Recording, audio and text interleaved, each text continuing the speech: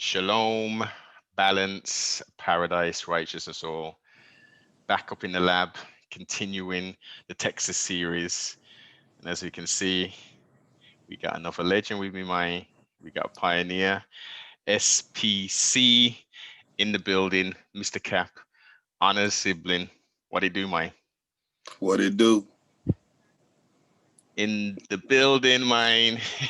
We got it done, man. We got it done. We got it done. Thank you for joining the broadcast. Whole purpose Absolutely. is to shine light on the pioneers, to get into the mind, past, present, future, and see what it do, man. See how we created this foundation, and where we at today, man. So as we always do in the time honored tradition, we're gonna jump in the DeLorean and we're gonna go back, man. We're gonna go back to the 80s. So where did we grow up, sibling? Where did we grow up? Where were we born and raised? I was born and raised in South Park. I was born and raised out in South Park, Houston, Texas. Okay. Yeah. So paint a picture, man. Paint a picture. So what was it like for you as a youngster growing up in South Park in the 80s? What part of the golden era, the 80s and 90s? For me, I grew up in a musical family. So for me, I grew up around music from, as a little kid, little baby. From a baby, we had my uncles had a band, but my parents were musicians. They are musicians, still musicians, but so our musical lineage go back, nearly 100 years. What kind of Yeah. instruments were they playing? Was it like what string or percussion? Well, my dad played all instruments. He the one who taught my uncles, which were my mom's brothers, how to play their instruments. So it was a mixture of instruments from percussion to string to brass. So Wow. they had a full band, a full kitted out band with all instruments basically. Yeah. Yeah. Okay. So So that's were they going out like performing in like concerts, or were they going to like nightclubs? Like what kind of stuff were they doing? so my uncles, they was a pretty big band. They was the Grib Brothers. And so they were pretty big during the 60s and the late 60s and the 70s and the early 80s. They were pretty big. So it's right on the heels of like the Jackson 5. So when they was Okay. doing, so when they did shows and stuff, it was like huge. It was the big shows. They did the big shows. Yeah. Okay. So yeah, as you said, that the lineage is steeped within melody and entertainment. Right.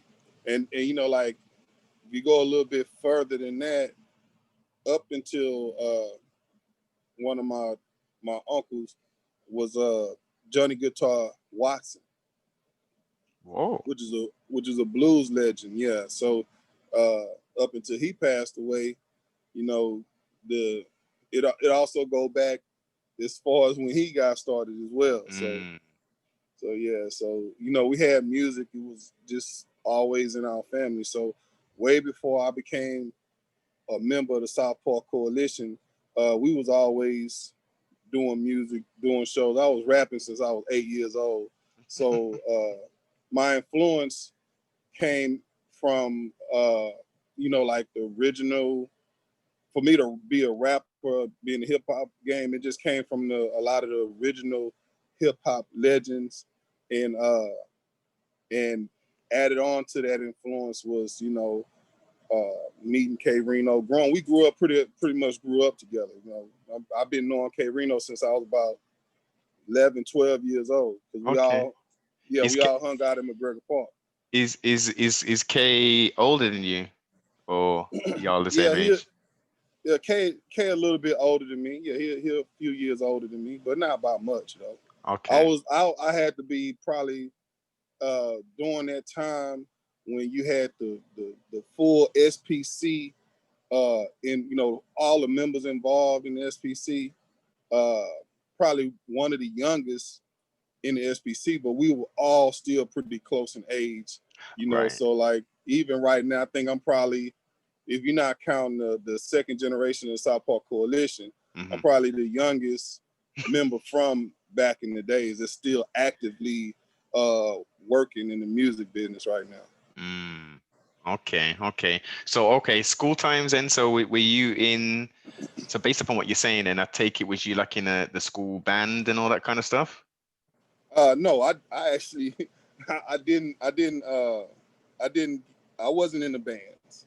Okay. My uncles, my dad, my mom, they were in the bands, but our generation of my family, Hmm.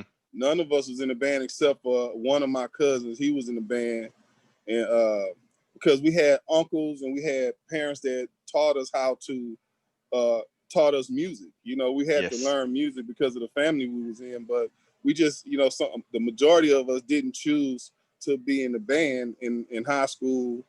Like, I mean, we learned music in school because it was just a requirement during those days. You had to take a music class, but an advantage over some of the kids because we was learning it at home too. For shiggity, man. Yeah, You getting one up on them there yeah, with the home tutorage. yeah. So yeah, we got a lot of it at home. So, but for the most part, like I just kind of, me and one of my other cousins, we kind of just followed the path of hip hop and rap. Mm. We decided we want to be in the rap business. Well, as if people don't know, that was the turning point, really. That period when it was just bursting on the scene. It was really at its infancy, really. So from a Texas standpoint, who was out at that time then? Was Ghetto Boys. Ghetto Boys' first album was what, 80? Was it 85? Was it? Yeah, it was around like 84, 85. Hmm. You know, uh, but again, even though you had the Ghetto Boys, you had K Reno and Dope B doing music out back then too. Uh, you know, Was we that were doing COD? COD, yeah, coming out dog, and they was already doing music, during the mid '80s. So, but my interest was I already had an interest in the music business already because of my family. I was already had the musical influence, but the influence, I think if I wouldn't have never like saw like Curtis Blow and Rock Kim and all them kind of people, I don't know if my influence would have went towards hip hop. Mm, So that's what kind of drove me towards hip hop because I had a natural ability to function with hip hop more than playing an instrument, learning notes and keys and stuff like that. Even though I still had to learn that stuff, yeah. but my interest was more. I was more interested in the hip hop side of music because it was still music, even Yes. if at the time it wasn't as accepted uh, Y- as it is Mm, now. Now like every genre basically have to have some form of rap or hip hop in it right now. So, but back exactly. then it wasn't accepted at all. It was just like, y'all get that noise out of Noise. here. Yeah, there was noise, so they didn't. Nobody wanted to hear that noise. So Yeah, man. yeah, I remember those days well. Turn that right. noise off. We don't hear Yeah, that there. we don't want to hear that. So I mean, it's kind of the same with the new rappers, the new rap artists right now, which I got a lot of respect for because they just taking what we did and taking it to another level as far as uh, business. You know what I'm saying? So no, I try to tell people all the time, it's like uh, when hip hop really started hitting the scene, when Mhm. rap was really hitting the scene, people wasn't liking the rap. The R&B listeners and the R&B artists, they was like, man, get that out of here, man. Yeah. They wasn't feeling it. right? Mm, They wasn't. It was just a handful of people that was accepting it as a new form of music. yes. That's a So good point. That is a very good right, point. Mm, right. So when the new style rappers, these new rappers that we have right now, I give them they respect. Some of it I don't listen to, not because it's just bad music or nothing like that, because it bad music is it's relative. You know what I'm yeah. saying? It's relative to whoever listening to it Mm-hmm. or Mm-hmm. whoever say it's bad, right? Mm-hmm. Yep. So that don't matter. The music is surviving right now. Yeah. The new artists, the young artists, the 20-year-old artists right now, they are surviving because what they know about the business side of it is what we didn't know. Mm, What we just now learning in our 40s and 50s, right? yes. So I'm not mad at these kids, man. Like more power to them. I give them, and if any way I can support them, I'll support them. But for the most part, these kids are just a little bit more.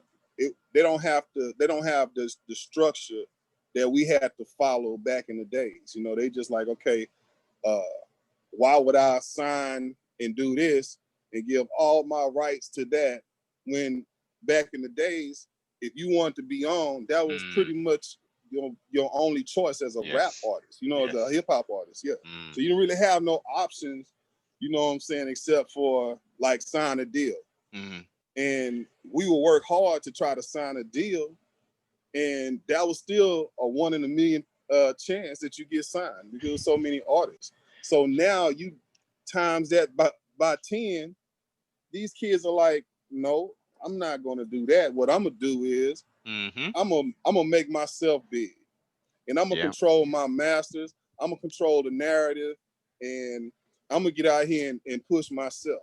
So they'll like we would invest in, you know, putting on shows or invest in whatever we invested in back in the days. They invest into themselves now, Mm-hmm. and it just turned out a little bit better for them because of the technology, the internet, and a lot of Yes. the things that we didn't have uh, to our advantage back in the days. So Very good point. Very good point. I think one thing which the newer artists are lacking, as you said, it's the guidance, the structure, and also, I mean, none, not none, lots of the new artists, and I've brought this up on previous broadcasts, the responsibility.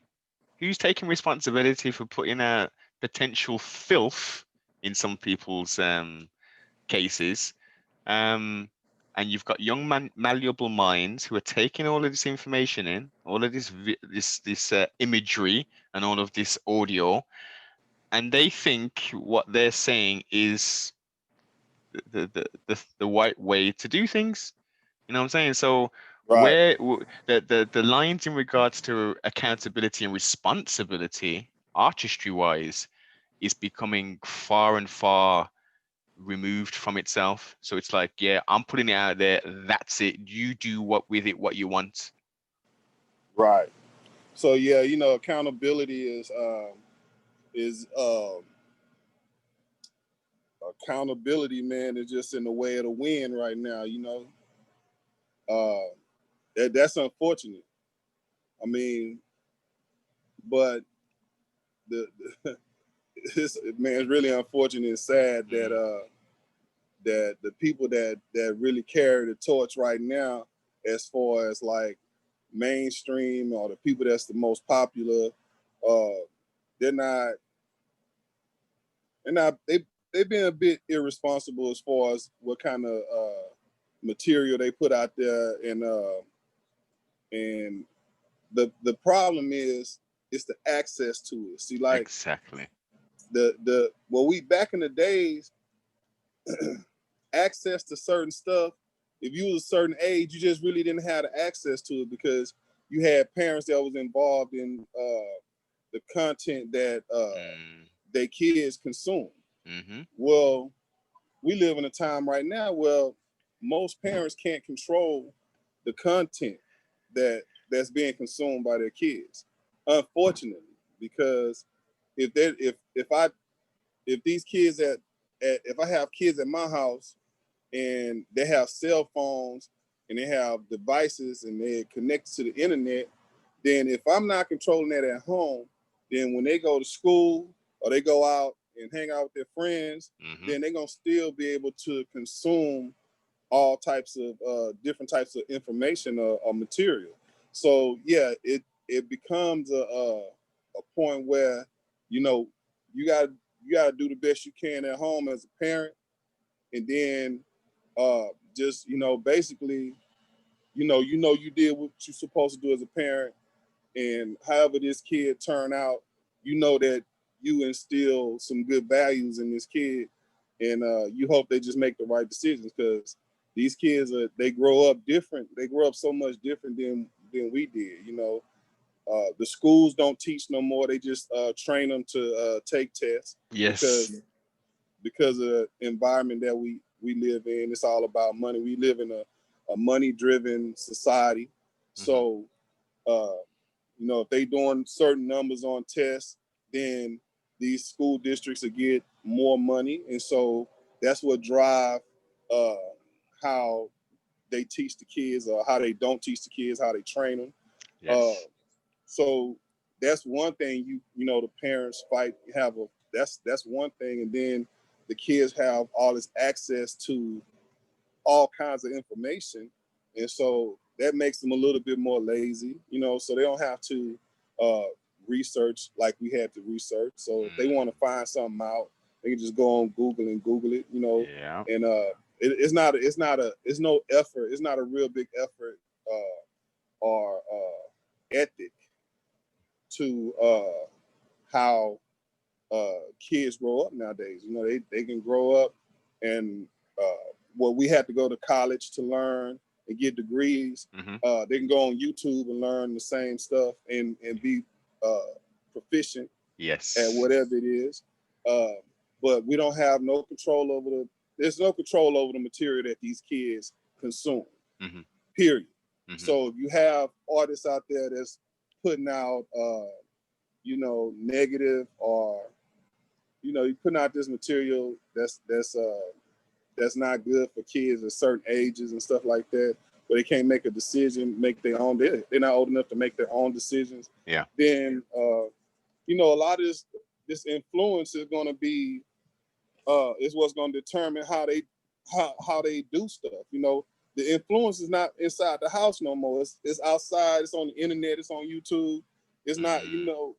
The kids don't follow the parents' influence like we did when we was coming up. So how do Period, we point blank. get that back though, sibling? I'm glad we've gone down this avenue. I thought we'd go down this avenue a bit later on in the build, but yeah, man, let's just try and cap some solutions on this, yeah, man. Right, like like that's something I grapple with every day. I fight with that every day. I don't have my own kids, but I deal with kids, what I'm saying, on a regular basis, and I see, but what's the solution? The solution is,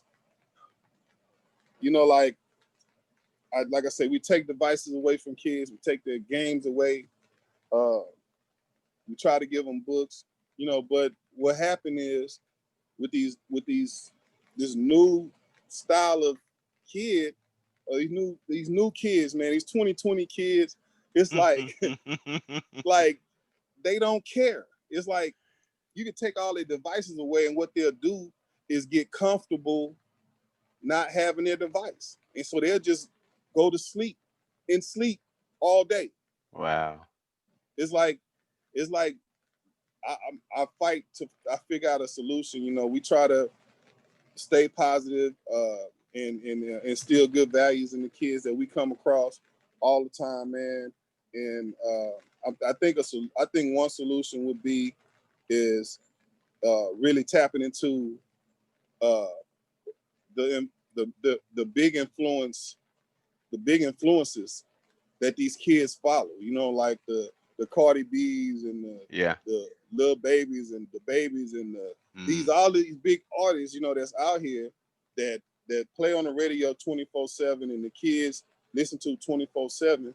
I think it's really tapping into them and really, holding them accountable for what they put out there and how they deliver a message out here to these kids. These kids really, they absorb it so much Yeah. and so easy.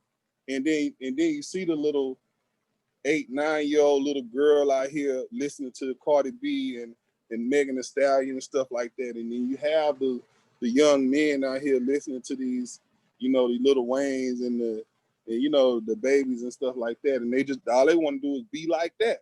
Mm-hmm. Nobody want to do nothing good. So that's one solution that I can think of. If we just got to tap into the big artists, you know what I'm saying? The big artists that's leaving that mark with these kids. Yes. And the sad part is these kids are not starstruck. They not caught up in the celebrity of these people. They just caught up in the influence. Mm. You know what I'm saying? That's the other hard part about it. So yeah, the baby is a celebrity. Cardi B is a celebrity. These kids don't care about that part. So if Cardi B put out something, or Megan Thee Stallion put out something that these kids grabbed onto, and it was the way it was when they put it out, and then they turn around and get, drew in Mm-hmm. by us, and we say, hey, look, you need to be more responsible about what you're putting out there. These kids is out here doing wilding out, and Yeah. they been influenced by what you're doing. Then what it is, the kids that's making them stars be stars or celebrities, Mm-hmm. or stop fooling with it. Like, it's so much out here that when these kids, they consume by what they hear. Yeah. Yeah. You see what I'm saying? These kids had the earbuds in, and they go on YouTube, and they find they create the next star. These kids Yes. do. They create the next stars. It's like they don't care about how big you are as a star. They the ones, they go listen to music that I've never heard, listen to artists that I'm like these kids, my girlfriend kids, her kids listen to artists I never heard of. Yeah, yeah, yeah, yeah, yeah. This new You know what age I'm is, saying? yeah, yeah, yeah. I This, never heard of some of these artists, but they love these artists. And some of them be local, but they be big. They got millions of views on YouTube and all you this kind of see, you stuff. see So what it is, sibling is you're right there. You're right in what you've said. But I think another way to do it on a more grassroots level, as well as what you're doing, is it's about showing and proving, isn't it? Yeah. So we as elders potentially can go to the youth and say, and to children and say, look, yeah, you shouldn't be doing that, have you thought about the consequences of your actions? If you did that and something happened, and you go through the stages of, their errors potentially. Outside of that, they actually need to see success. They need to see, Pookie over there, who used to be the drug dealer, or who used to be the dope fiend, who's now got yeah, a successful dry cleaning place, you know what I mean, or a supermarket, or a chain of chicken shops, or whatever it is. They need to see people around them doing the work, not just talking. Hey, yo, pull your pants up, and yeah, oh, you can't do that. but I'm telling you from experience, like that's what these kids see the us OGs Hmm. doing positive things, being successful doing it, whether it's running our own business, working. They see us. They see us like outside of music. I'm a computer network engineer. Hmm. I develop websites. I do all kinds of stuff. I have a thriving business doing that, and these kids see me do this on a regular basis. They Right. see their mom do what she do on a regular basis. Mm. That's not what they're influenced by. Even if they say, I want to be a game developer. Hmm. Well, hey, you live in a house where you got somebody that got a hook into Mm. that world. Yes, that I can help industry. you. Yes. I can help you. But they're not influenced by the person that they're in Close the to. house with. Yeah. You know what I'm saying? Yeah. Like, and it's just not me. Hmm. It's all of these kids, Hmm. all of them. Hmm.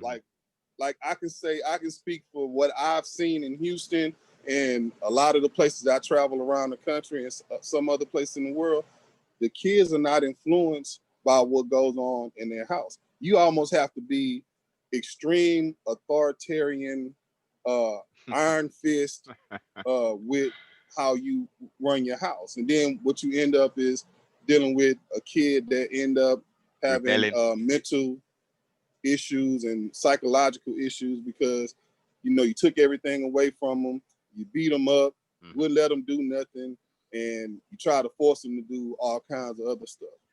So it's like you kind of between a rock and a hard plate because you're trying to figure out how to uh, steer these kids in the right direction and rear them in the right direction, but it's the right direction based on what you know is right and what they think.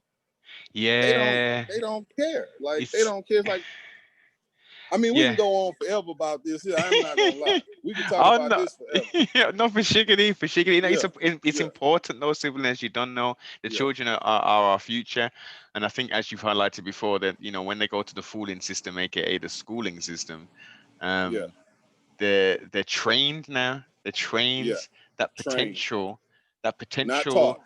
that creativity, that critical thinking that is totally stripped from them. So that Yeah, creativity, as you said, what one of your potential siblings, or youngsters who you might be mentoring, they could have a real creative flair and a thirst to, what, I've got a really good idea for a game, and I could actually develop this into a physical game, but without having that ability to say, you know what, I can take this idea and actually put it onto and make it manifest it in the physical. That creative element and spark has gone. It's all about, I'm a sheep. Where are the rest of the sheep going? That's the that's where link. I want to go. Yeah. Right. So I think that's one of the main issues with trying to come up with a solution is trying to steer these kids into being leaders and not followers. And I always tell kids every time I get a chance to speak, because I do a lot of public speaking and mentoring stuff like that, and I just let them know, hey, you want to be a leader. Hmm. You want to be a leader, so you gotta fix your mind on being a leader. So how do you be a leader? Then we go into talking about how to be a leader. And being a leader, I tell these kids, like, what do you like to do? What do you like? Like, what do Yes. you actually like? You like computers? Okay. The way you become a leader and working in the computer field is doing what you like based on how you feel about it. And Mm. you go ahead and push forward with that. No matter what nobody telling you, you know that you like computers and you want to be a part of the computer world, a part of the technology. So you push forward in that and use, first of all, use resources, whatever resources you have, to make yourself a part of that type of world, because that's a lifestyle. Hmm. And then once you pull all your resources, then you start talking to people that are in that business, that make money in that business, that live off that type of business, that make a livelihood off that type of business. And then you structure how you want your life to be as a computer engineer or a computer person based on what you've learned, what you Mm. want, and what you like and how you feel about it. And then you create your own model to become the leader of your own world of what you're doing. But it's always positive. It's not never like something negative where these kids just listen to this music. Oh, he talking about gang banging, or she talking about this. So that's what I want to do, and they just get stuck on that. No, Mm. this kid, I didn't led this kid down this road for him to go and become whatever he wants to become, because the seed is out. You got to plant that seed in their head Yes. about them being leaders, Hmm. because they pretty much run the world right now, but they run the world based on how much they consume. Yes. Being You see what I'm consumers rather than saying? being producers. Yep. Yes. So the consumption is what make the people at the top bigger than what they already are. But these kids got the power to consume amongst each other and make each other big. And I think they know that to a certain degree, Hmm. but because they not like we were. They not like felt like they had to follow a particular structure to become successful. And that's the other part of it is these kids understand that what we did to become successful, they don't have to do. See, Oh yes. that's the other obstacle that we have to we come up on when we trying to help these kids and lead them in the right direction. They know they don't have to go through what we went through when we was coming up. It's a new day, man. It's It's a new 2020. day. It's a new Te- day. It's 2020, man. So technology I is just running stay. it. Hey, look, and I'm a technologist, so I stay focused. I learn every day.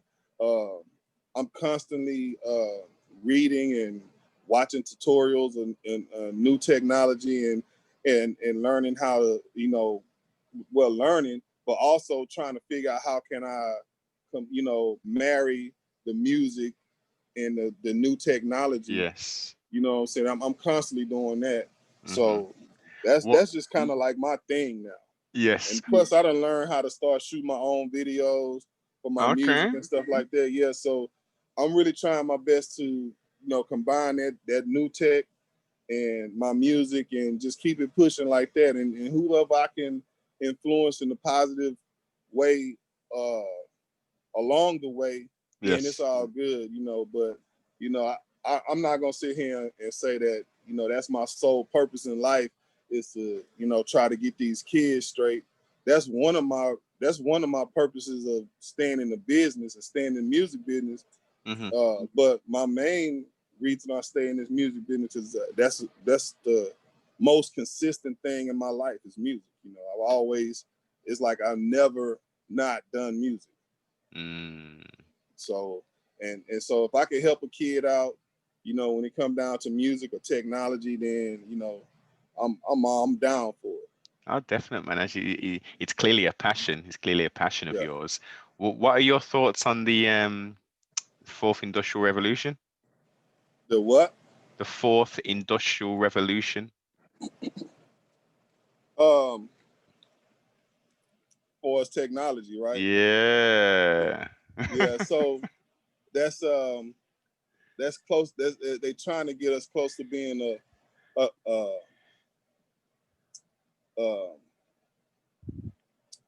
a one civilization, right? Yes, A level indeed. one civilization, Hmm.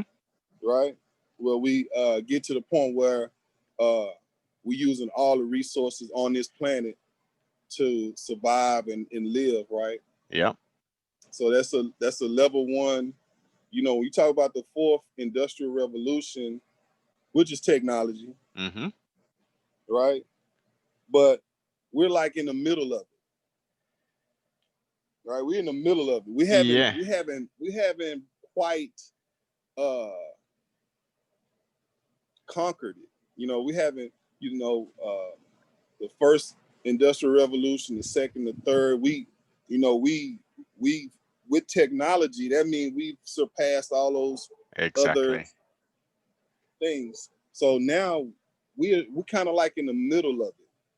We're I, not like quite where we need to be to actually dominate the this fourth or level one society. Put it like mm, that. mm. We Uh, getting close though, but we not quite there yet. Got a So, long way to go. in regards to the interconnectivity with the Internet of Now and the 5G elements, do you really think all of that is gonna aid humanity in totality to bring forth anything better by being so interconnected and having every device connected and smart meters this and everything smart and you know I see that the progression of technology is the devolution of man. Um, the progression of technology, well, the progression of anything innovative Hmm. is the evolution of man, right?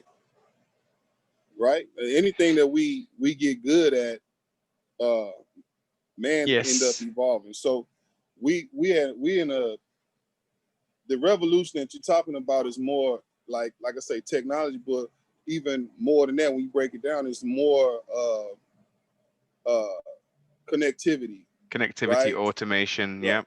right. It's more based on that, like communication Mm-hmm. and being able to connect, and and the other side of that is when all you have to do is connect without using hard lines, and all Mm-hmm. you using is particular kind of radio waves or certain type of signals and stuff like that. The devices you need become smaller, and you need less devices. Yes. So with 5G, so with what I do, I have a distribution company, and what I do is I transfer a lot of huge files Mm-hmm. over the internet, because if I'm not distributing music, there have to be a full wave or file, which could be huge, or a huge video file after I Yeah. finish shooting video. Mm-hmm. And I work in a 4K environment, so all those files are pretty big, right? 40 gigs So plus, I would say. yeah, so you know, even right now with the connectivity that we have now, we can't unless we spend money, we can't transfer 40 gigs over the internet, right? You can't do that. You have to spend money. You have to pay for that to Mm-hmm. be able to do that. I mean, the most you can transfer for free is probably about 2 gigs. Yeah. Yep. Yep. Okay, so with the 5G, which is the next level of connectivity, uh, you're talking about 100 times more connectivity, 100 times faster connectivity. So that's just putting us closer to being a level one civilization, Mm-hmm. because that's what being a level that's part of what being a level one civilization is going to depend on, is flawless, lossless connectivity, right? Shouldn't we have had that with 3G or 4G, sibling? No, wasn't gonna happen. I'm not talking, It was not in respect to the sending and receiving of large files, but I'm just talking about the seamless connectivity, not losing a call, being able to go into your car and stream a video on on YouTube or right, Netflix, for instance. right. But I think the bandwidth wasn't wide enough. That particular bandwidth is finite. So there's only so much that could be done with those 3G and 4G. Yeah, the connectivity was revolutionary at the time, Mm. because at that time we wasn't connecting like that. Even with No. 3G, even with 2G, even back then, we wasn't able to connect like we was connecting. It was like wow to us then. But me being a person like that think the way I think, I knew that wasn't the end of it. I was like, well, wait till we get to 5G. Now that 5G is here, it's so much. There's a lot of tweaking, and a lot of it's a lot that got to be done before it's fully rolled out. You know what I'm saying? A lot of these companies saying they rolling it out. You're not gonna. It's a lot of problems with it that they haven't ironed out yet. So it's a lot. They got a little ways to go. I say a few more years, we'll have 5G. I say by 2025, you should have 5G fully functional by then. So my understanding of 5G is you've got obviously it's a higher frequency which can Right. contain larger packets of data and stuff. Okay, so you've got larger towers, but then correct me if I'm wrong, don't they have to have like sub towers, I think they're called, which are The sub basically six. yeah, and they're going to be built into like the LED light posts and stuff. So they're going to be like it's like a daisy chain, and then enters your house. So if you're walking past it, kind of thing. Is that exact what 5G is, right? Yeah, because the wave. the those particular waves, those millimeter waves That's it. don't the millimeter waves don't go through solid objects. Mm, So that's what the problem is right there. So they got to solve that. They got to come up with a solution for that.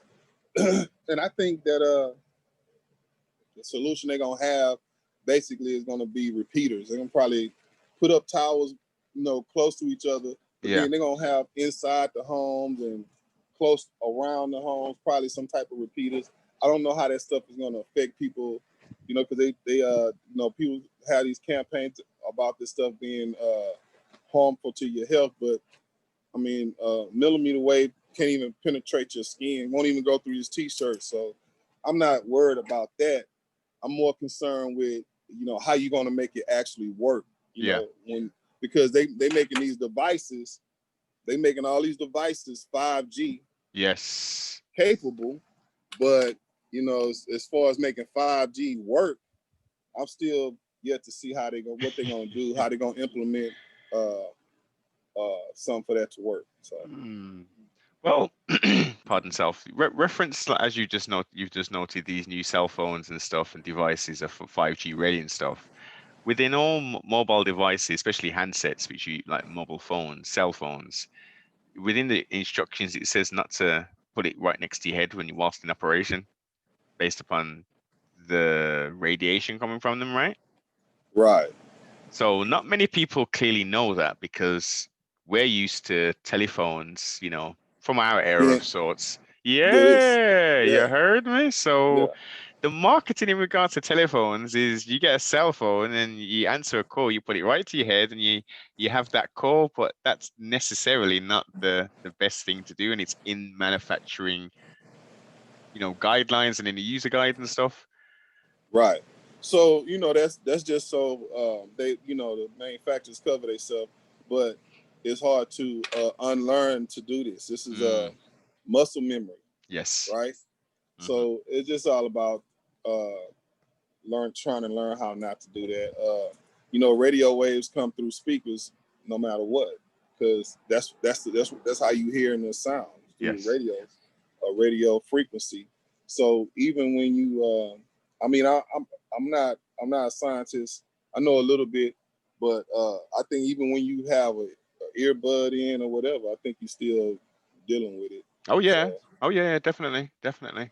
It's so I something that needs to be looked into. I think there's been a lot of money and research being spent into the effects of these devices, but in regards to being transparent and telling the public, like, look, you know, this could happen, and these are the potential dangers of utilizing these devices is another thing. I think the do you think that if they told people that like outright, even in the commercials when they're trying to advertise their devices, do you Mhm. think people will stop buying devices? At this point, pardon self, at this point, hell no. People are Right. addicted. They're crack phones now, innit? Yeah, it's a crack. Like this stuff is like drugs. I mean, like take the phone from a kid. You take their phone from them, they're gonna lose their minds. They're gonna go Mm. crazy. They're gonna act like just like some crackheads. Like I need my phone. They go crazy for these phones, and then they beg for them like I take your phone away for a week, and they'll beg you for a week for their phone. Mm. You know, so and they try to come and make deals. They try to come and compromise. They try to do Yeah. all kinds of stuff How about to if I get their wash up? phone back. I'll wash up and I'll do the yard and I get my phone back. Right, exactly. So I'll paint the house. They'll do whatever. They want their phone back, but I mean, like they could tell you, hey, if you have this up to your head like this here while you're on the phone, it's gonna kill you. People gonna still hold the phone up to their head and they're gonna still buy them. Mm. So Mm. I think that I don't know. I haven't seen no no proof that that these phones. I mean, I heard about some studies and stuff like that. They haven't shown no definitive uh, study that show that this stuff is killing people. Hmm. I haven't seen that. And so the other question I would have to ask is like, why would you um, put a put a device out or put a 5G out here for the people to die from? And these are people that gotta spend the money Yeah. for the companies. You know, like if I get 5G, I'm spending the money. I'm the Yeah. consumer, right? Hmm. So Hmm. if I put 5G out here, why would I kill all my consumers? I won't make no money. Listen, listen. I totally get it. Now let's put on the tinfoil hat for because I've heard the conspiracies, right? Yeah, So some people are saying, and I can take some kind of credence to this of sorts. It's not a outright death ray. This is a long-term killer. This is so. We've got people who have high cholesterol, high blood pressure, diabetes, all these little different ailments and stuff, and people are correlating sinuses, migraines, light sensitivity, all these little different ailments, which historically not many people really used to deal with. But we're putting this, some people are putting this down to modern technology, Bluetooth connectivity, Wi-Fi signals, that the air is jammed with all of this radio, these millimeter wave, technology. You got microwaves, you got this, that going on, da da da da right. da. So as a result, some people are getting sick. So they might become diabetic potentially. They might, so in the worst case, some people might get cancer. This is what people are saying, sibling. Yeah, I mean, I haven't seen the proof of that. Hmm. I mean, I've been hearing it. I've been hearing it. I mean, you even have people that's been burning down Oh the yeah, the 5G towers and stuff like that. So yeah, they've you been doing know, that over here. I just my thing is it just don't make sense. And then it's the millimeter wave where it sits at, where that 5G uh that range where it Hmm. is is non-ionizing, and it don't even, like I said, it don't even penetrate. It don't penetrate your skin. It can't penetrate walls. They haven't came up with a solution for none of that stuff. And so I'm my and on top of it, you can't answer. You can't. You got to explain to me how, if I'm T-Mobile or if I'm one of these companies, how do I make money if all these people not buying this 5G? Like, if you're not buying 5G, and I done put something out there that's actually harmful and is proven harmful, then I can't put that out there. I can't do it as a company because it's killing people. I won't make money off of, you can't make Yeah, money off of dead people. of dead folk. Yeah, of So course. I think maybe I'm overthinking it, but I think like the logic is not there for 5G to be the next generation of connectivity, getting us closer and closer uh, to a level one civilization on the quarter shift scale, and and you killing off a whole generation of people. It don't make no Well, sense to okay. me. I mean, It it it got to make sense. That part don't make sense. So it could be it true. it, I don't know. it doesn't, sibling. It doesn't. But then, okay, have you heard of the Georgia Guidestones? Yeah, I heard of that. Okay, right. So I'm pretty sure you know a little bit about that there. So according to some kind of crazy set of people, they want to reduce the population down by a certain amount of figure, right? They Right. say that the Earth is overpopulated, but if you type into Google, the state where you live in, apparently it says that everybody in the whole world can live in Texas and have an acre of land. The whole world, sibling. Does, does, does that sounds fantastical? I know Right. Texas is hella big. You know what I mean? Nah, that's ridiculous. First of all, but secondly, like it's the planet. This planet is so ginormous, uh, and there's so many untapped resources on this planet. So many places where people can live that are not being inhabited on this planet. uh, I just think that uh, we're just not. I think people are just kind of closed-minded. You know what I'm saying? It's just my opinion. Just my opinion. I think we're not thinking big enough as a society, as people.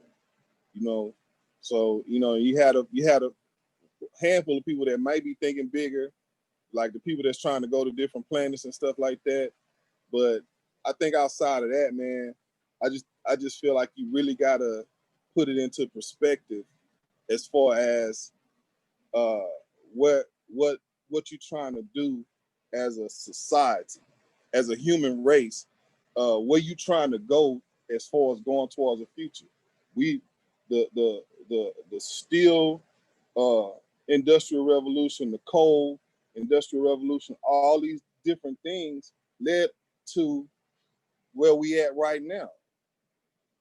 And Yeah. you had more people dying in coal mines and steel factories when I can sit here at home and revolutionize the next thing sitting on my computer at home in a safe environment and make money and make a living for my family, opposed to hmm going down into a cave and mining Yeah. coal and Yeah. dying by the time I'm 35, 40 years old.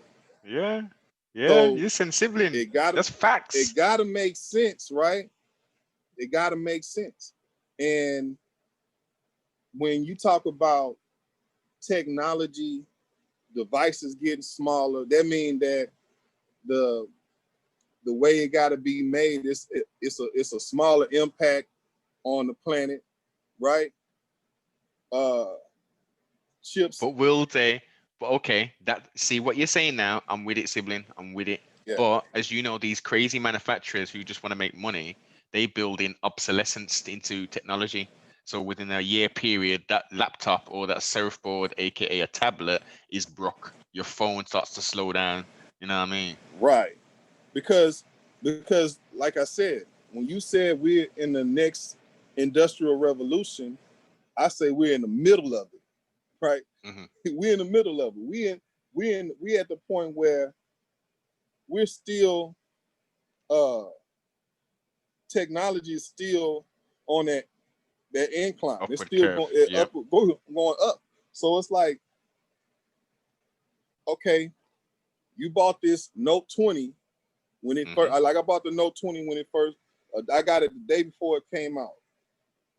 Next year they're gonna have a new phone, right? Yeah. It don't mean that I have to give up my Note 20, but they're gonna have improvements on all the old Yes. technology a year hmm later. So that hmm means that technology right now they already working on uh uh 6G technology. Like when 4G came out, they was already working on 5G. Yeah. So when you get a new phone, they already working on the phones or the technology for the next phone or the next device, because they're trying to make it where this thing right here, right? Like these phones, I got the Note 10 and Note 20, right? Note 20 Ultra, Note 10 Plus. I got these phones, right? hmm So back in the days, like I said, I've been in technology a long time in my life. I used to be a computer network uh, administrator for a company. And when I worked for that company, the technology and the hardware that's in this phone right here hmm would have took up a whole room. Yes. And it had to be, now look how small this is. I'm holding this between two fingers. Yes. The for me to have what's in this phone right now, the tech that's in this phone, the it had to be a 400 square foot room, Yes. refrigerated room Yes. with machines as big as refrigerators, Yes. several Yes. servers. What I Hey, could do on this phone right here, on this, I'm talking to you on an iPad Pro. What I could do with these two devices, the technology wasn't even hey, conceived of 20 sibling. years ago. the modern day that phone has the more computing power, it is alleged, than what went up into to took those people to the moon. Yeah, and that's not alleged. That's facts. Well, That's facts. That's facts, hey bro. That's sibling. facts. Okay, I'm gonna give you a good example. The phone you had 10 years ago compared to what you have now. Yeah, yeah. I still got that. I still got all my phones, sibling. I got all of them. Yeah. Hey, So you remember the Motorola 8900s, them brick phones, right? yes. So with the phone, so the data change, right? The data technology changes. It don't mean the phone gets old and don't work, but the technology changes. The data technology that make these phones work, the technology is updated, and you can't update hardware. Mm, You can only update software, right? yep. Mm-hmm. So, however this is made, it's stuck like that, and it's stuck in that time that it was made, Yes. right? So, there's nothing else like that. There's nothing that can be done to this phone to improve it, except for software updates until the software updates no longer apply to the hardware. The hardware is finite. There's nothing you could do with that once the data the data technology is upgraded or updated, and so that's why they always have new phones every year, even though they might the Note 10, Note 20, the iPhone 12, whatever. It was like super capable phones and probably worth their weight in gold. Uh, it's just once the data technology change, then the hardware can't be upgraded. So they every year coming out with a new phone Mm-hmm. to be able to support that software update, which is the data, right? Which is Yes. I get that. I get it. It's not a big deal to me. Some people don't use their phones the way I use it, or some people don't use their phones the way a technologist would use their phone. You know, they Yes. need their phone is to make phone calls. Mm-hmm. So for the most part, if your phone, if your data is still, if your phone is an old phone and it's still able to uh, uh, connect using new data technology, then you good. But it works the same way with browsers, with web browsers. It's the same concept. Web browser technology updates, and so everything that you search for on the web gotta always Mm-hmm. be updated. But what you search for the medium that you use to search for it, you can't update that because the hardware doesn't. You just can't update the hardware. We can't change the hardware that's there already. So there, it's gonna always be a evolution of technology. I don't know if we'll ever get to a point where it's it's good the way it is, and we don't have to do no more. I don't think Well, that'll happen. nah, because man's constantly wants to try and better the flipping the last thing that was out. And what about this? Let me see if I can add this capability to it. I mean, look at what they're doing and look at the steps they're making with these crazy these AI capabilities. I mean, what are your thoughts on that? Um, Man, I haven't. I like AI, but I haven't just really delved into it too much because that's just not my field of expertise. I like to know a lot about something, Hmm. but I mean the AI. I do know a little bit. I know that AI technology is coming a long way as far as AI is basically machine learning, Yes. basically, right? Hmm. So um, the way AI working right now is basically for consumers, to be uh, targeting consumers. Basically, that's the main reason AI is like where it is right now is it's targeting consumers. So like if you and I on this call and we start talking about uh, turkey sandwiches, then in our conversation about turkey sandwiches, the whole conversation, 9 times out of 10, devices listen.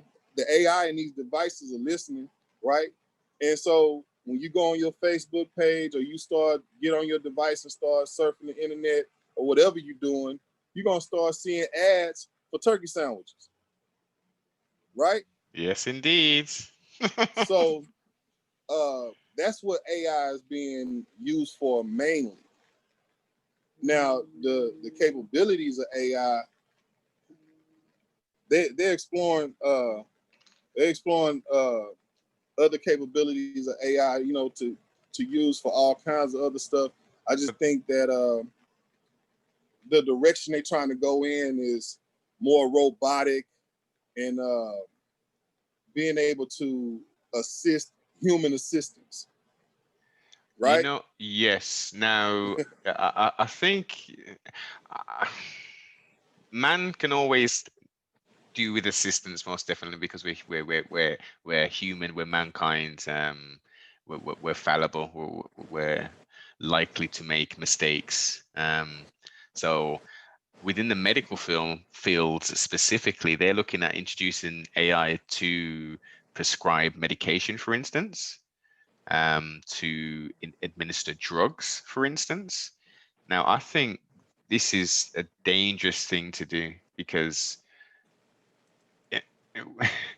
who is then to blame? Let's say, the technology can be increased to the point where the error of mistake or the margin of mistake is 99.9%. Let's just give that, which is a very high percentile. What happens with the 0.01% who do slip through the net? What happens when we have medical malpractices in that respect, or we have, deaths, at its worst?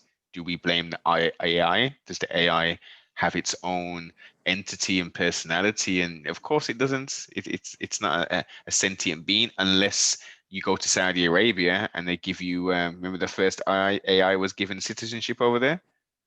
Yeah, I heard about that. So I mean, it's tricky. I think technology is a wonderful thing, and clearly you're very involved in it, and you're utilizing it, and you understand it. But when it comes to the AI side of it, as you've highlighted, listening to what we're talking about and then producing ads, stopping maybe hate speech being put out on social media, those kind of things we can understand. The shadow banning of certain videos on YouTube, okay, you want to do that, that's not a problem. But when we're Right. talking about giving medicine and that kind of stuff, and reducing jobs because we're going to get an AI machine in there and saying, okay, we're going to get rid of thousands of workforce because this now AI system can compute and do everything that y'all could do. It's a kind of slippery slope, sibling. Yeah, I agree with you on that. There's, I can see all the problems with that. Like especially with diagnosing a human and trying to prescribe medication or do a medical procedure or surgery and stuff like that. I've read about that. I've seen documentaries about it, and I see all the problems. That's something that that would have to be something that's perfected. Like with 0.000 fallibility. It got to be like 100% perfect. So, but then the problem I still see with it is, you know, again, we go back to the machine learning, but the machine only can learn what a man programmed it to learn. Yes. So I guess that would be the issue I would have with it. I haven't delved too deep in it, but that's something I am interested in learning more about as far as that part of it goes. I mean, I understand, like we said earlier, about how it's being used right now. Yes.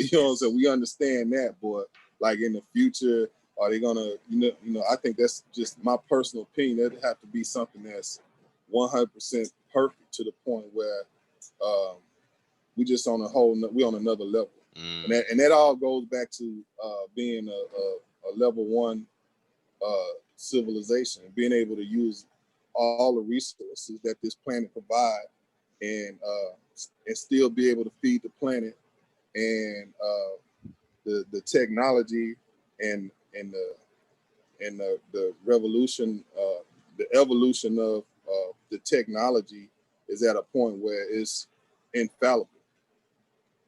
So that's just, I don't know, that's something that's for another conversation. Yeah, Yeah, for shiggity, that's for man. a future interview, because I feel like things will be so different in 5 years from now because of the way the progress of technology is. It's going to be 5 years when things will be so different, when we can look, because I can look back 10 years back in the past and see how far we done came. Like we not in flying cars and stuff like that. I remember The Jetsons and shit. You remember, yeah, sibling? right. So it's like we're not in flying cars. I don't think that's tangible. Like I see people trying to do that, but you have to create a whole new infrastructure for flying vehicles, and stuff like that. So it's just kind of, that never made sense to me.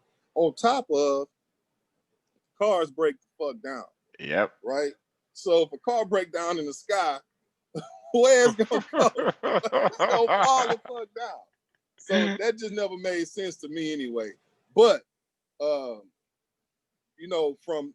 the year 2000 to where we are now, Yeah. it's amazing to me Yes. how far we have come technology wise. Like we're still able to connect using 4G and this Wi-Fi 6 and all this kind of stuff. And now we finna have 5G and working on 6G, which is, that's 10 years from now, they'll probably have that ready to put out, right? 6G is supposed to come out in 2030.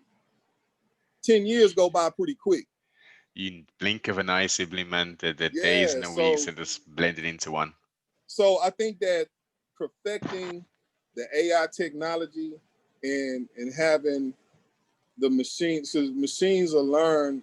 They just have, all they have is the ability to learn faster and access information faster than humans. That's the only uh, advantage it have. You know what I'm saying? Yeah. Like so say we did create a being, a sentient being, like you said, and it was created with a machine learning ability. So this thing would be able to access information via whatever the connectivity is at the time that it's created, right? And learn this information to perfection.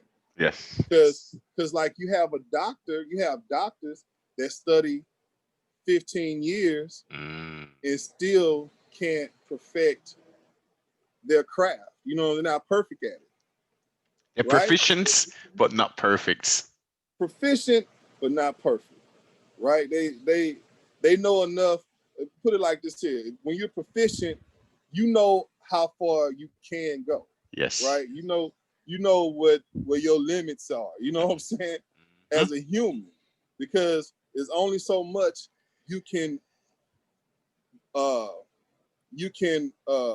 access, even if it's there. If it's there in your brain, there's only so much you can retrieve and then put into action. Just because just how we're made. Yeah, our brains are incredible. Yeah. They can hold lots and lots of information. It'll take petabytes of storage to just store the information in one human brain, right? Yeah. But how fast can we access that right now? And the older we If get, if I give you a math equation, 27,000 times 857 million, what's the answer to that? I have to get a calculator. yeah. Right? So if you are the calculator, you don't need that, right? You can tell me what the answer is right then and there. So I think when you look at it from that point of view, then you can see a future. You can see where in the future at some time, not right now. I wouldn't want to be operated on by a machine. I wouldn't want to be prescribed medicine by AI, nothing like that. I wouldn't want to even be diagnosed by a robot or nothing like that right now, because I don't think the technology and I don't think it's there yet. Mm-hmm. And I think that the connectivity play a lot in how the machine learning gets its information. You know, like, you know, you be able to get your information from anywhere in the world in a split second. And I think that's later on down the future, though. That's some Johnny Five, man. Input. Yeah, we got a ways to go before we get to that level. So definitely. I think, I mean, like, yeah, I'm into it. I'm a sci-fi geek. I'm a computer geek, you know, but it's a lot of stuff. I know what the limitations is for where we at. Where right we are. now. Yes, Yeah. yes. Okay, so sci-fi geek then. So for what we messing with series wise then? Huh? What we messing with series wise? Series. I think I done watched everything. I think I done watched everything. Like I done binged out on all the sci-fi stuff, man. Hey, you So watched I that? can't You watched that even. 100 yet? Yeah, I watched 100. The 100. The 100, yes. Yeah, 3%. Okay, I didn't beat that then. What will break that down? What's that 3%? 3%. Yeah, it's on Netflix. Okay. Jupiter Ascending. Yeah. I mean, so there's so much. I can't Yeah, do man. names of it. Yeah. It's a lot of sci-fi stuff out there. I So watch it. I watch it to see how realistic the tech is. You know. Okay. I just want to see how realistic the technology is. You know. So some stuff I watch, I was like, that's I can see that. Yeah, man, that's feasible. I can see that Yeah. dropping. So, okay, within the sci-fi realm, then, are you seeing anything else that the creators are drawing from, i.e., parallels to historical events or what's taking place now in any of these stuff? Well, I think that a lot, you know, like like I said, I'm drawing a blank right now, but I think that a lot of the technology that we use right now, it is a derivative of a lot of the sci-fi movies and series that we used to watch. You know what I'm saying? So, I mean, I think we kind of behind. You know what I'm saying? Because you had somebody that's a filmmaker think of this stuff before the actual nerds in the tech people. In some cases, sibling, I would say you're right, and in other cases, I would say that they knew exactly what was going on. They were in MIT with those little flipping nerds and saw the shit and were like, yeah, I'm putting that in my movie, man. That right there. You know what I'm talking about? Yeah, you're probably right about that. I don't know. All I know is a lot of movies came out, and a lot of these sci-fi, high futuristic tech movies came out, and then we start seeing product. You know, like, wait a minute, I could talk to you from my watch. Like, I could talk to you from this watch. Yes. Right now, but I saw that like on the Jetsons. I saw that back in 20, 30, 40 years ago. I'm talking about, like, we got phone. Remember Star Trek? They had the flip phone. They had the device. It flipped. We had the flip phone. The flip phones didn't come out till the 2000s. And that show was 40 years old. Exactly, come on, man. Sibling. So I'm just saying, like, so I do know that, like, LCD technology, they had that back in the 70s and stuff like that. Yes. But just like they have this 8K TVs and stuff like that, or this micro LED stuff like that, they just didn't have a way to mass produce it. yeah, it'll cost too much Yeah. for consumers. Mm-hmm. So it wasn't no way for them. So now you get these flat screens now for $200. Yeah. You get a 75-inch TV for $500, right? Mm-hmm. Hold on one second. Yeah. Hey, I'm in the interview. Go. Yeah, so I mean, I'm just like I say, it's a lot of stuff that as far as like technology and stuff like that. I'm looking forward to it. But like I say, there was a lot of stuff that was going on back in 2000.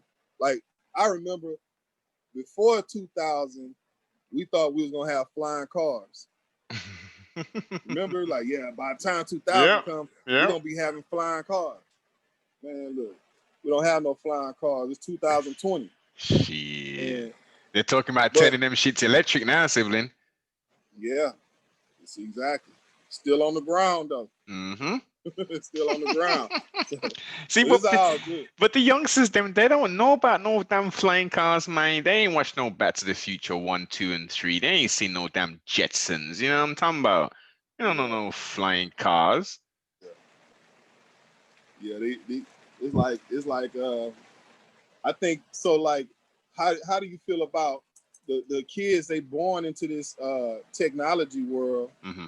and so like what we understand the technology, but we still understand where we come from. Yes. And then you have a kid that's born in 2010, and so today he's 10 years old. Yeah. But he has a better understanding of technology than we do. Yes.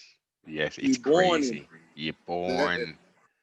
So being able to see that, to witness that, like that's what's amazing and crazy to me. Is like, man, these kids, they have no clue of how it used to be, except for what we tell them.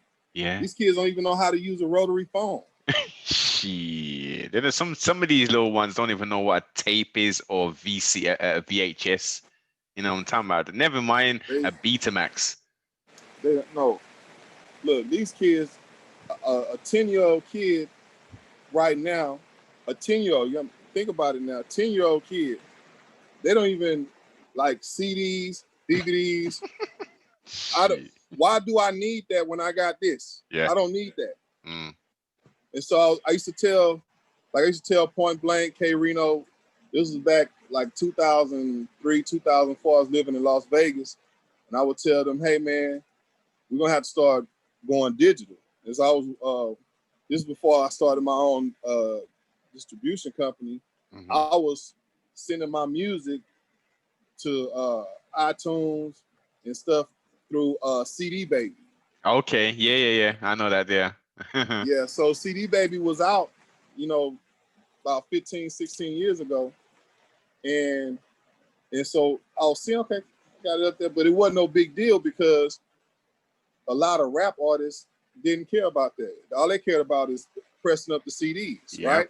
Yep, out the and trunk. So like, I said, hey, I called Blank, I called K Reno, I called a few other friends of mine. I said, hey, look, man, we'll have to start sending our music to these digital platforms. Mm-hmm. Some people was like, ah, man, that's that computer stuff, man. I don't care about all that. Nobody want to hear that. That's that computer stuff. I don't care. So fast forward to now, it's like everybody needs it. Mm-hmm. It's the medium. It's the medium, right? And even if you don't send your music, say for instance, you're an artist that want to control all your music, and you don't want to send it to the online stores, you got to do one or two things. Either develop a relationship with the online stores and create a way for you to send it directly to them without having to go through the digital distribution companies, or build your website. Yes. Put all your whole catalog up on your website and push your website like you would push it if it was on one of these platforms. You got to do the same thing, right? That's why I tell Blank them all the time. I say, well, the same effort that you put into telling people that your music is on Spotify and iTunes and all this stuff, it's gonna be the same effort you need to put in to let them know that it's on your website. Yeah.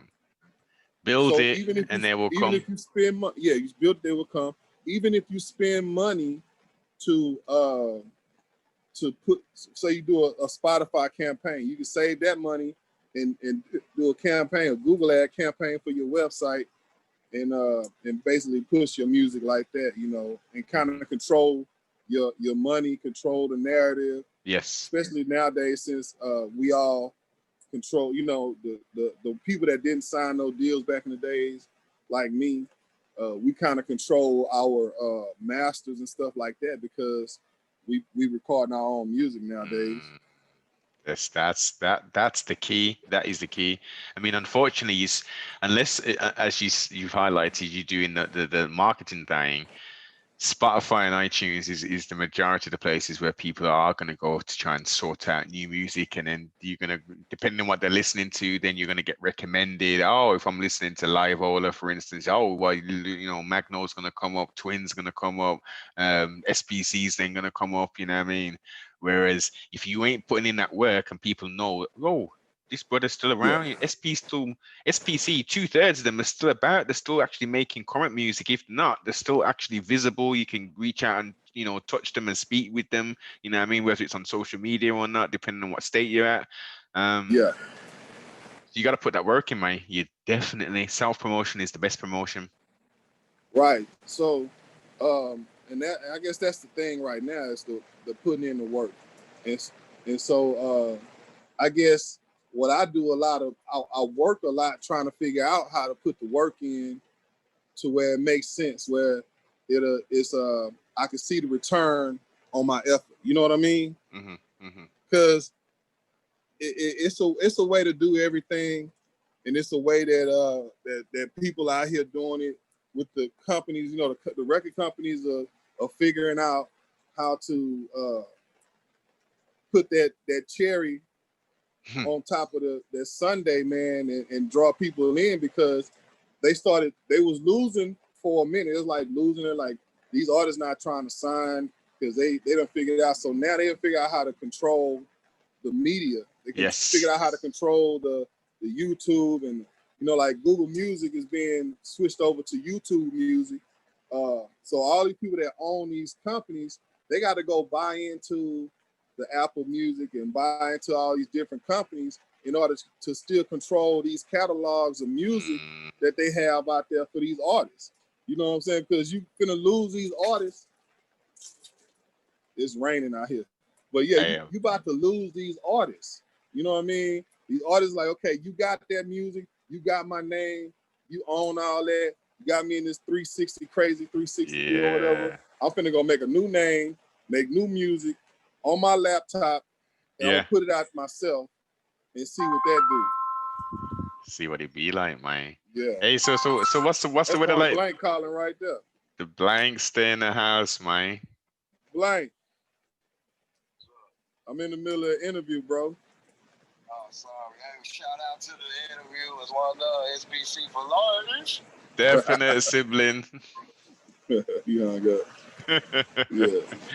Blank, man. Hey, so all right then. Let's segue back, man. Let's segue back. We done did the technology in the sci-fi build, right? Let's jump back, man. Let's jump back to, you know what I mean. So SPC, I mean, sorry, no, South Park is your home, born and raised. Right. Born and raised. Musical background, musical family. Fell in love with this here rap, well, with this hip hop, let's say, this hip hop and MCing, and the 5 elements of hip hop. And then how do we progress then? How do we then start linking up with K Reno and jumping in with this SPC, man, this coalition? Well, we was kids, man. We played basketball together at McGregor Park. So okay, it was just quite natural for us to just, we was already hanging out. I was already a rapper. I was already in the music business. K Reno was already, you know, who he was, dopey and DBX and Yeah. Murder One and Rapper K, and everybody was already, you know, SPC or not SPC, but still, you know, doing music and rapping and stuff. Klondike Cat, everybody, you know, we was just already. Everybody's doing their own thing, and that's what the SPC was mainly about, just a coalition of artists Hmm. that just came together to form this coalition of artists. But everybody was still their own solo act or group act or whatever, right? Yeah. And what made SPC stand out from everybody was all the rappers in the SPC had their own style of rap. So you didn't Yes. hear the SPC can release a click song and you know who was rapping when they rap. Yes. It wasn't you know. So that was the what was unique about the SPC. You know, of course you have the core original members of the SPC, and then you have So break that the down, break that down then, siblings. So so who's the core, and then work your way out. so you have K Reno who created the SPC, who founded the SPC, but then you have the members of that SPC core group, which is, you know, the Murder Ones, the Rapper K's, the DBX, and Klondike Cat, Yeah. you know, Gangsta Nip, and Yep. stuff like that. And then you have like people that came along later on down the line, like that came in and really put in the work and earned a spot as a head member, a core member of the SPC, like the Point Blanks and stuff like that. Point Yes. Blank came out here from Chicago, Yep. so but he came out here and he made a name for himself, and he really proved himself as somebody that's, you know, on that level to be reckoned with. You know what I'm saying? Mm. So yeah, so and then, you know, I came on, like I said, I came along around, like I said, like 89, 90, 91, somewhere around in there, you know, but as far as like consider myself an actual member of the SPC, that's when it happened. But I was always Yeah. around SPC members, you know what I'm saying? And yeah, Okay. they're a little older than me, but I'm like right there. You know, I'm just a couple of years, 2 or 3 years behind K Reno. I think K Reno about 3 years older than me. Blank is like a year older than me, and everybody Okay. else is a little older than me. Yeah, so Yay. Youngest of yeah, the core clique. Okay, so all yeah. right then. So that's the core. So who do we add after then? So who came in after that? So wow. And Uh, actually, before you answer that, so was Point Blank SPC when Prone to Bad Dreams came out? yeah. So when but he even though see, I think Blank, he was part of SPC then, but I think he was still signed with Big Time Records, if I'm not mistaken. I don't want to Yes. be wrong about that. Yeah, that was Big But Time he was Records. still, you know, SPC member though, you know. So Okay. Blank, I think when Blank first came out here, he got right in the mix. He was, you know, like, you know, in Houston, somebody new come down here, then everybody gonna gravitate to that new person. Mm, So and on top of it, he had a strong he's had a real strong hustle, you know what I'm saying? His work ethic was crazy. And impeccable. so that's why he still, you know, that's why he still do pretty well now, because his hustle, his work ethic is really unmatched. What he gonna do, I'm not gonna do. You know what I'm saying? The way he get down, I'm not gonna get down. He a strong grinder. So, Yes, you know, man. my grind, just everybody got a different grind. So Definite, man. It's all but over the but Instagram page, man. You see his yeah, grind, man. yeah, his grind is strong. So I mean, but he been the same. He been having a consistent grind since he been out here, and that's why that's why he became so notable. You know what I'm saying? Mhm. Because of his grind, and you know, he not one of them people that just he not a follower, and that's Mhm. what made him stand out. Right, You know what I'm right. saying? And so yeah, so that's Blank. But you know, he basically he a core member of the SPC. You know, he came 1992. Cool. Okay. 92, 90, 94, somewhere around in there. Yeah. Yeah. So yeah, Right. you know, you had the other. You have a huh? Now go on. Continue. Yeah. Oh, my battery about to go low. Hello. You have the other members that are not active right now. You know what I'm saying? It's quite a few of them, but I don't want to speak on them right now. We're gonna have to. My Yeah. my Yeah. thing Yeah. is Yeah. about Yeah. to go dead. It's like No 10%. problem. No problem, sibling. No I don't know if problem. we can pick this up. Yeah. Yeah. You Yeah. know, kind of Man. like do a part 2. Oh yeah, man. 100%, man. 100%. Listen, Yeah. I got two. One actually. No, I'll do one real quick one. Have you had fun? Man, this I've had a talking about on this interview. Yeah, man.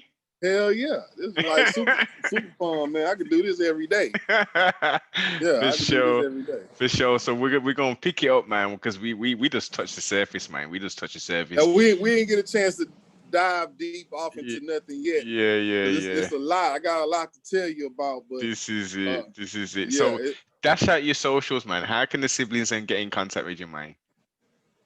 Yo, man, Facebook, Mr. Cap 11. Instagram, Mr. Capism. That's MRCAPISM. Twitter, Mr. Cap, the number 1, Mr. Cap 1. And you know, check out my website, man. Like I'm putting everything on my website. MrCap1.com. www.mrcap1.com. Man, just go there. You know, you don't have to buy nothing. Just, you know, listen to some music, man. I got a lot of new music coming out, a lot of new videos coming out. So yeah, man. Like that's my social, that's my website. And man, you know, that's it. Yeah, and what I'll do is I'll make sure I'll put all the links to the website and to the socials below, and most definitely we're gonna arrange a part 2. So Part siblings, 1, we're gonna get ready for part 2 yeah. because we're gonna dive deep. You know what I'm saying? Me and Noble and CFR Network, man. The news is going down, man. Hey, look, I got a lot to tell. I know Blank had a lot to tell you. I got a lot to tell you. You might have me and Blank at the same time on this thing, man. Me, Blank, and K Reno. Definitely, man. Yeah, man. You The know I Wizard. gotta get K on this here, Yeah, man. yo, you haven't got the Wizard yet? Nah, man. I ain't hooked up the Wizard, but we gonna do that there, man. 100, man. 100%. Definitely. So siblings, make sure you go to the to the website. Most definitely support. Get those that traffic going over to the website. MrCap1.com. Subscribe. Definite, man. Subscribe to the Instagram. If you're on Facebook, mess with the Facebook. If you're on the Twitter, mess with that there. If you've just stumbled across this here build, subscribe. Most definitely like and definitely share this out, man. Oh yeah. We out here. Get them ready for part 2. Definitely. About to go down. For sure. For sure. All right, man. Shout out to CF.